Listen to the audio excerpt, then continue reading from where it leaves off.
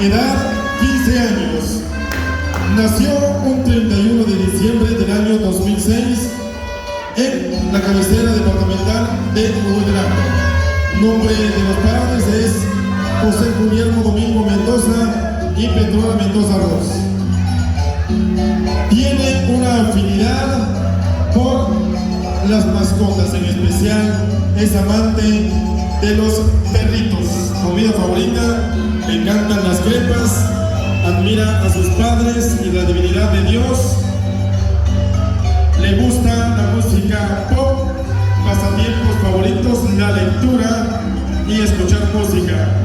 Claro que practica el deporte, en especial el fútbol, y dentro de sus sueños, aspiraciones o metas de vida es llegar a ser una profesional en el ramo del derecho.